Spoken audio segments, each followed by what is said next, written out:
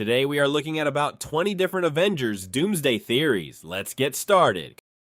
Imagine that when Avengers Doomsday finally arrives, Marvel Studios pulls off one of the biggest twists in superhero movie history. Not by introducing an even bigger villain than Thanos, not by revealing an army of alternate Iron Men, not even by bringing every Marvel character ever created onto one battlefield. Instead, they simply make us root for Dr. Doom. For decades, Victor Von Doom has stood as one of Marvel's greatest antagonists. He's ruled Latveria with an iron fist, battled the Fantastic Four countless times, stolen unimaginable cosmic powers, and convinced himself that only he possesses the intelligence to save humanity from itself. He's proud, he's ruthless, he's calculating, but strangely enough, he's almost never completely wrong. That's what makes Doom such a fascinating character. He doesn't usually see himself as evil. He genuinely believes that if everyone simply listened to him, the world would be a better place. Tonight, we're exploring 50 connected theories surrounding Avengers Doomsday. Some come from comic books, others come from promotional artwork, interviews, leaks, and years of fan speculation. None of these are confirmed, but if even half of them prove true, Marvel could be setting up its biggest story ever told. So get comfortable, close your eyes if you'd like, and let's begin with a simple question. What if Dr. Doom is actually the hero? Theory 1. Dr. Doom is the main character. When people think back to Avengers Infinity War, they usually remember the snap. But if you watch the movie carefully, something interesting happens. The Avengers don't actually drive the story, Thanos does. We follow his journey from the opening scene all the way to the dirty ending on that peaceful farm. Every victory belongs to him. Every setback belongs to him. The film begins with Thanos, and it ends with Thanos. It's essentially his movie. Marvel could repeat that storytelling technique, except this time, the protagonist would be Victor Von Doom. Imagine opening Avengers Doomsday not with Captain America, or Spider-Man, or even the Fantastic Four, but with Doom standing inside his laboratory, watching reality itself begin to collapse. Across countless universes, worlds are dying. Entire timelines disappear. Stars blink out of existence. Incursions continue happening faster and faster, and unlike everyone else, Victor already understands what's happening. He knows something is killing the multiverse. He knows no conventional superhero can stop it. Most importantly, he knows time is running out. Suddenly, Doom isn't invading kingdoms, he isn't stealing technology, he isn't trying to conquer Earth, he's trying to save existence itself. The interesting part is that this doesn't suddenly make him a good person. Far from it. He would still manipulate people. He would still lie whenever necessary. He would still consider himself smarter than Reed Richards. But for perhaps the first time, his goals would align with the Avengers. Not because they're friends, because survival demands it. That creates a much more complicated story than simply good versus evil. Instead, it's about trust. Can Earth's mightiest heroes trust the one man who has spent his life believing only he deserves to decide humanity's future? Theory 2. Dr. Doom isn't the villain.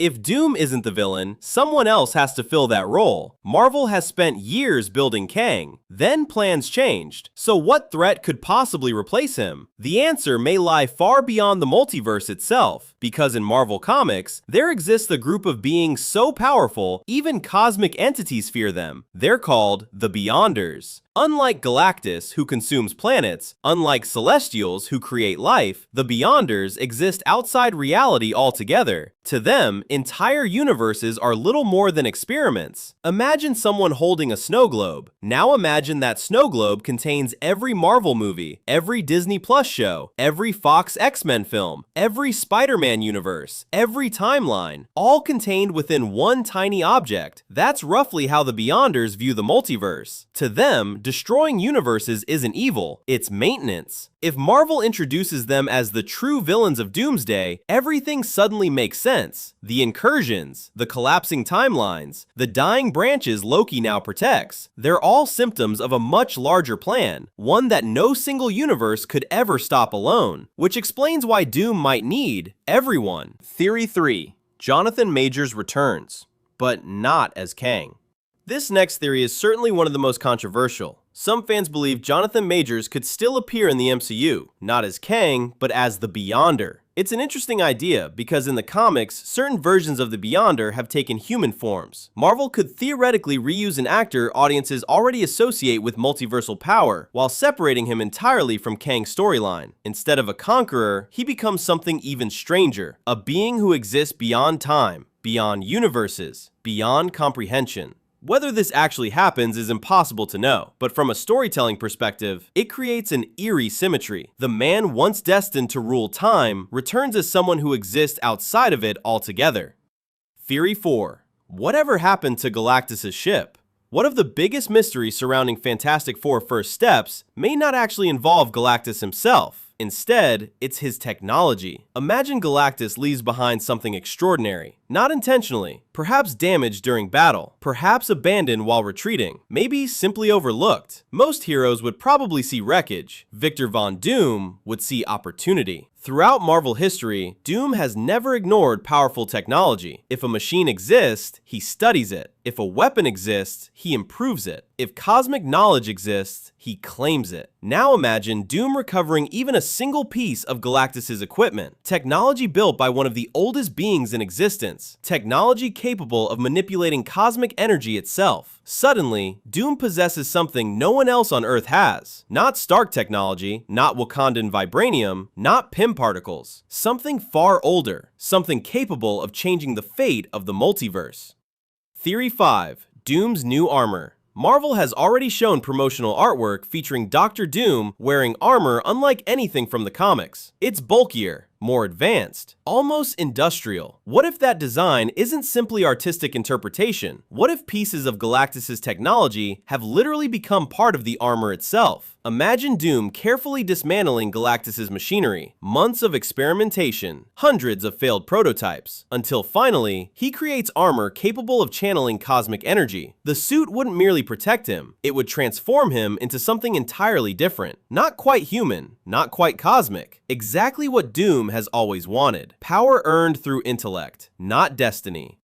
Theory 6. The search for the multiversal bomb. Every Marvel crossover needs an objective. The Infinity Stones, the Tesseract, the 10 Rings, something everyone races toward. This theory suggests Doomsday replaces Molecule Man from the comics with something new, a device, a weapon, a multiversal bomb, created by the Beyonders. Imagine a machine specifically designed to erase every universe simultaneously. Not one planet, not one galaxy, everything. The Avengers learn fragments of its existence. The Fantastic Four uncover ancient data. Doctor Strange senses impossible magic. Meanwhile, Doom already knows exactly what it is. Now every major character shares one mission: find the bomb, before the Beyonders do. Theory 7. Building the Life Raft. Comic readers may recognize one object above all others: the Life Raft. During Jonathan Hickman's Secret Wars storyline, the Life Raft served as humanity's final escape, not from aliens, not from war, from reality itself ending. Imagine Reed Richards realizing there is no stopping the final incursion. Not completely. Instead, he begins designing a vessel capable of surviving universal destruction. The greatest scientific minds begin working together: Reed, Shuri, Bruce Banner, perhaps even Doom himself. For once, science replaces fighting. The heroes aren't trying to win, they're trying to preserve hope. Just enough people to rebuild someday. Theory 8. The New Avengers. Back on Earth 616, Sam Wilson faces an impossible challenge. Steve Rogers is gone. Tony Stark is gone. Natasha Romanoff is gone. The original Avengers are legends, but legends don't answer distress calls. Someone has to lead. Sam understands this better than anyone. His team may look very different from the Avengers audiences first met in 2012. Instead of gods and billionaires, he assembles heroes willing to protect people first: Falcon, Ant-Man, Shang-Chi, eventually Thor. It's not the strongest lineup imaginable, but perhaps that's the point. These Avengers don't exist because they're perfect. They exist because someone has to stand up, even when the odds are impossible. Theory 8. The New Avengers. Back on Earth 616, Sam Wilson faces an impossible challenge. Steve Rogers is gone. Tony Stark is gone. Natasha Romanoff is gone. The original Avengers are legends, but legends don't answer distress calls. Someone has to lead. Sam understands this better than anyone. His team may look very different from the Avengers audiences first met in 2012. Instead of gods and billionaires, he assembles heroes willing to protect people first. Falcon, Ant-Man, Shang-Chi. Eventually, Thor. It's not the strongest lineup imaginable, but perhaps that's the point. These Avengers don't exist because they're perfect. They exist because someone has to stand up, even when the odds are impossible. Theory 9, why Thor doesn't join immediately. Thor has spent centuries fighting wars. He's defeated frost giants, dark elves, Ultron, Hela, Thanos, Gore. For the first time in his incredibly long life, he may simply want peace. After Love and Thunder, Thor isn't alone anymore. He has love, a daughter to raise, a reason to stay away from battle, which makes his eventual return much more emotional. Imagine Thor receiving a vision, not from Odin, not Heimdall, but Loki. Somehow, across the branches of time, Loki doesn't ask for revenge. He doesn't ask for forgiveness. He simply says, "It's happening. The timelines are dying. There isn't much time." Thor immediately understands. His brother would never interrupt him without reason, which means if Loki is asking for help, the danger must be greater than anything they've faced before. Theory 10, Loki builds his own Avengers. While Sam protects one Earth, Loki protects every timeline. Since the end of Loki Season 2, he has literally become the guardian of the multiverse, holding together infinite branching realities. But what happens when even Loki begins losing his grip? Imagine thousands of branches slowly fading, not because Loki is failing, because something else is killing them. One by one, they disappear. Entire universes, entire histories, gone forever. Loki realizes he can't stop it alone, so he turns to the TVA, not to police time, but to recruit heroes. Heroes from worlds that are already disappearing, a retired Steve Rogers, an older Peter Parker from another universe, Deadpool, Wolverine, Laura, Blade, Captain Carter, perhaps even another Reed Richards, one who made very different choices than the one we know. Not because they're the strongest, because they're the only ones left. As one universe after another falls, Loki quietly assembles the last defenders of the multiverse, and without realizing it, he creates something the MCU has never truly seen before, an Avengers team made not from one world, but from all of them. Theory 11, the Fox universe is the first major casualty. Since Deadpool and Wolverine, fans have wondered what comes next for Earth 10,005, the universe that has been home to the Fox X-Men for nearly 25 years. It's a world that survived Sentinel attacks, mutant wars, the Phoenix Force, and even Logan's sacrifice. But what if none of those threats are what ultimately destroy it? Instead, it's simply caught in the path of an incursion. Imagine the opening act following Deadpool as life has finally become normal. Vanessa is back. Blind Al is still insulting everyone who walks through the apartment. Dopinder continues trying far too hard to become an action hero. Colossus is still attempting to convince Wade to become a proper X-Man. For once, everything is peaceful, which in superhero movies is usually the biggest warning sign imaginable. Without much explanation, strange things begin happening. The sky fractures. Entire city blocks flicker in and out of existence. People start remembering events that never happened. Buildings disappear, only to return seconds later. Even the TVA has no answers. Then, another Earth appears in the sky. Not metaphorically, literally. An entire planet slowly growing larger overhead. At that moment, everyone realizes the impossible. Their universe isn't being invaded, it's being erased. The emotional weight of that scene could be enormous because audiences have spent decades with these characters. This isn't just another alternate timeline. It's the home of Hugh Jackman's Wolverine, Patrick Stewart's Professor X, James Marsden's Cyclops, Ian McKellen's Magneto. It's the universe that introduced millions of people to Marvel movies long before the MCU ever existed. Watching it disappear wouldn't simply raise the stakes. It would symbolize the end of an era, and for one character in particular, it changes everything. Theory 12.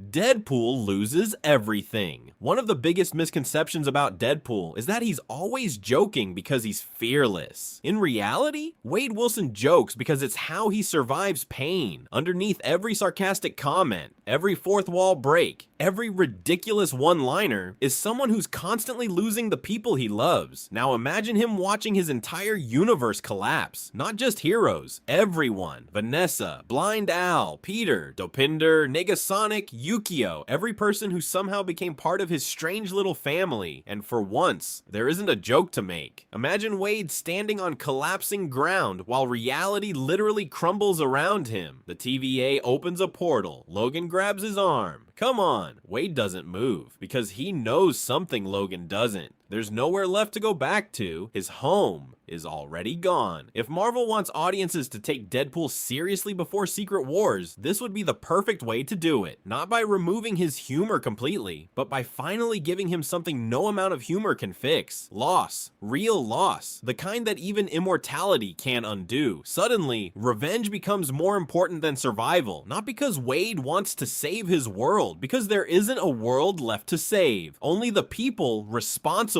Theory 13. Loki needs survivors, not soldiers. Back at the end of time, Loki continues watching branches disappear. Each dying timeline sends another shock through Yggdrasil, the glowing tree that once expanded forever. Now develops empty spaces, dark gaps where entire realities used to exist. It's a haunting image, because Loki isn't simply watching universes die, he's feeling them disappear. Every timeline represents trillions of lives, entire civilizations, entire histories, gone, one after another. That's when his mission changes. At first, the TVA attempted to stop disasters. Now, they simply try to rescue whoever they can. Not every hero, only those capable of helping preserve what's left. Perhaps Mobius begins traveling from universe to universe, arriving moments before destruction. Sometimes he finds a hero willing to leave. Sometimes he doesn't. Imagine asking someone to abandon their entire reality forever. Most wouldn't. Captain Carter might. Peter Parker might. Logan understands sacrifice better than almost anyone. Blade has spent his life fighting impossible battles. These aren't simply recruits. They're refugees. Heroes carrying the weight of worlds that no longer exist. Theory 14. The Maker joins Loki's team. Among all the rumored multiversal characters, one stands out above everyone else. The Maker. For anyone unfamiliar, the Maker isn't simply another Reed Richards. He's Reed Richards without limits. A genius whose intelligence eventually surpassed his morality. One who concluded that humanity couldn't be trusted to govern itself. Unlike Dr. Doom, who believes only Doom should rule. The Maker believes logic itself should rule. That difference makes him incredibly dangerous, but it also makes him incredibly valuable. Imagine Loki approaching him, not as an enemy, but as someone who understands the multiverse better than almost anyone alive. Could Loki truly trust him? Probably not. Would he still need his help? Almost certainly. The irony would be fascinating. Two of Marvel's smartest minds, Dr. Doom and the Maker, both attempting to save reality, yet neither one trusts the other enough to work together, leaving Loki caught directly between them. Theory 15. The Cabal is born. While heroes search for ways to save the multiverse, someone else reaches a darker conclusion. Maybe the multiverse can't be saved. Maybe only one universe deserves to survive. In Jonathan Hickman's comics, this is exactly the philosophy that leads to the formation of the Cabal. Not a team of heroes, a team willing to commit atrocities for what they believe is the greater good. This theory suggests Namor becomes its leader, which actually makes perfect sense. Namor has never been comfortable calling himself a hero. He's loyal to Talocan first, everyone else second. If destroying another universe means saving his own, would he hesitate? History suggests probably not, and once someone crosses that line, others begin following. The leader brings unmatched intelligence. US Agent brings unquestioning military efficiency. Mystique brings deception. Dr. Octopus brings scientific brilliance. King Thanos represents a horrifying glimpse into one possible future. And perhaps the most dangerous member of all, Bob Reynolds, the Sentry. Theory 16. Sentry becomes a weapon. Bob Reynolds may be one of Marvel's most tragic characters, because despite possessing nearly limitless power, he's always terrified of using it. The Void, his dark counterpart, exists inside him like a ticking clock. Now imagine someone convincing Bob that destroying one universe could save 1,000 others. Would he agree? At first, probably not. But manipulation doesn't happen overnight. It happens conversation by conversation, mission by mission, compromise by compromise. Eventually, the Cabal may convince him that impossible choices are simply part of leadership. One world for countless others. It's horrific, yet disturbingly logical, which is exactly why the Cabal becomes so terrifying. They don't see themselves as villains. They genuinely believe they're saving existence. Just like Doctor Doom, only their methods become far darker. Theory 17. The Fantastic Four aren't alone.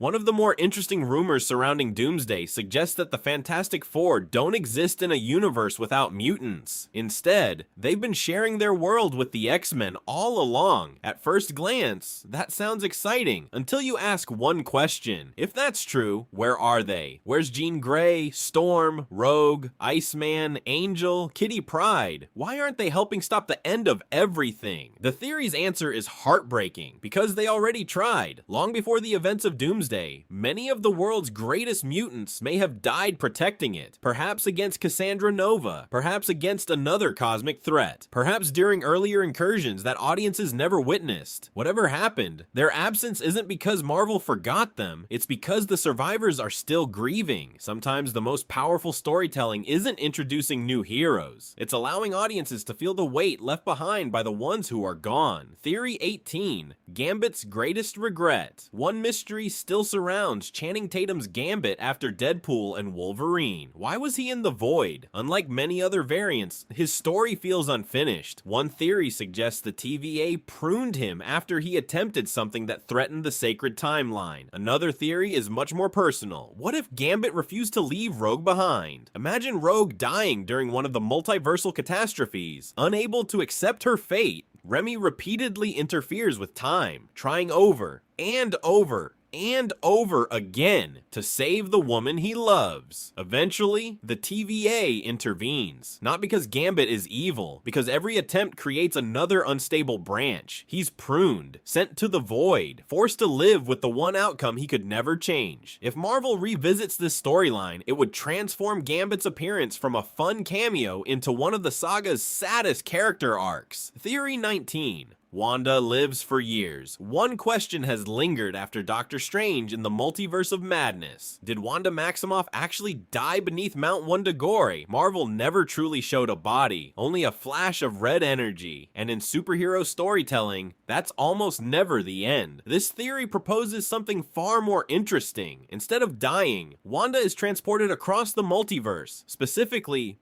to Latveria, a world ruled by Victor Von Doom. But something is different. She doesn't remember who she is. The Scarlet Witch, the Avengers, Vision, Westview, her children, all gone from her memory. Imagine Wanda living quietly in a small Latverian village, completely unaware that she once possessed enough power to rewrite reality. It's peaceful, almost tragically so, because audiences know the truth long before she does. Theory 20. Doom protects Wanda. If Victor discovers Wanda first, his next decision says everything about the kind of man this version of Doctor Doom truly is. Most villains would attempt to control someone with her power, but this theory suggests Doom does something unexpected. He hides her, not from the Avengers, from the Beyonders. Knowing that Wanda's reality warping abilities may become one of the last hopes for the multiverse, he entrusts her care to two people capable of understanding both her gifts and her pain. Professor Charles Xavier and Magneto, two men who have spent their entire lives disagreeing on almost everything, except one thing: protecting mutants. Imagine Xavier slowly helping Wanda rebuild fragments of her memories, while Magneto quietly stands guard outside. No battles, no explosions, just silence, healing. For perhaps the first time since WandaVision, Wanda is given something she's rarely experienced. Time. Time to mourn. Time to forgive herself. Time to remember who she truly is. Comment down below your favorite or least favorite theory. Subscribe for part 2.